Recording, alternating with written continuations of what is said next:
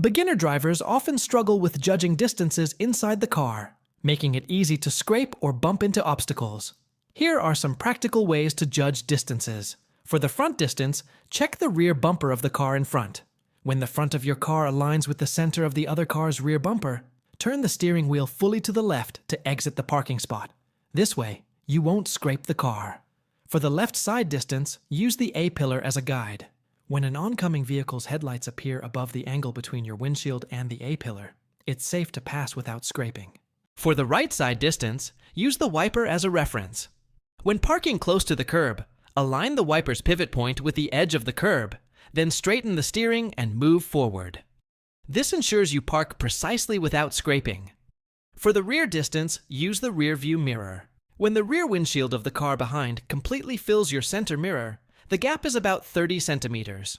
Learn these tips and keep them handy for future use.